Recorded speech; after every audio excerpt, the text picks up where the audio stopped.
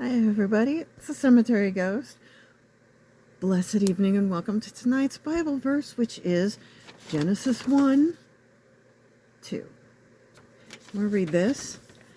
And the earth was without form and void, and the darkness was upon the face of the deep. And the Spirit of God moved upon the face of the waters. Now, what could that mean to everyone? Now, stop and think about that for a minute. The earth was without form. That means when everything was created, it was dust. Dust that had to find a way to bring itself together. And in case anyone's wondering, I sprained my thumb, and it really hurts. And void. Void. That means the universe started as a tiny little speck that was dust and nothing more. And somehow, through a miracle of science and religion and belief, the very first spark of life happened. What was that spark of life? We weren't there. We don't know. But it was very dark, because it says right here, and darkness was upon the face of the deep. Does that mean water or the deep universe? Which at the time was very small. And as we all know, the universe is ever expanding. Every day there's more and more universe. Maybe just by a little bit. But there it is.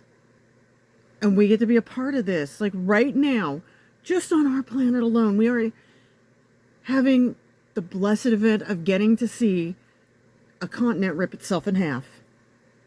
Africa, as anyone who follows the news knows, is ripping itself in half, and there are places where you can literally watch it coming apart day by day, and there's a little bit more.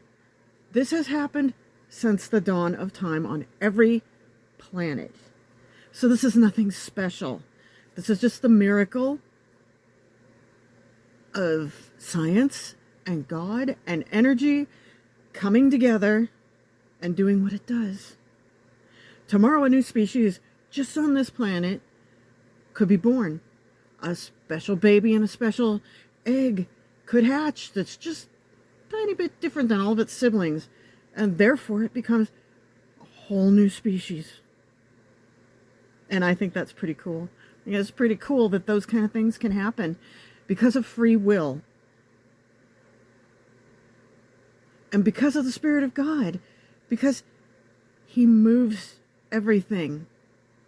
Or they, we don't know the gender. Some people say male, some say female, some say gender neutral. We don't know. We're not there. But personally, I think God is just God and is just there and is what it is. And you believe it to be what it is. And I wish I had a better studio than my bedroom, because every time I move, the light changes sometimes. And I think that's kind of interesting as well. But saying that moved upon the face of the waters, well, we know our planet, in specific, is more than 70% water. Now, I believe that Genesis 1-2 is not about a singular day, but millions of years of change just within the beginning of life in this universe. And water could also be a metaphor for just the dust. Because if you've ever seen a large dust cloud moving, it kind of has that wavy thing, and that really hurt, and I shouldn't have done this. I used the other hand. But those are the things we get to be blessed with. We don't have all the answers because we weren't there. All we have is science and belief. And when you put the two together, it becomes amazing. It becomes amazing.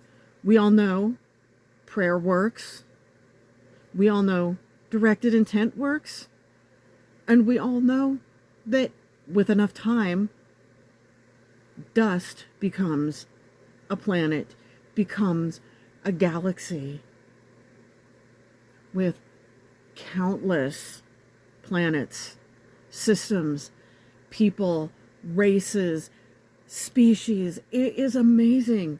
I feel that someday we're going to get to see all that.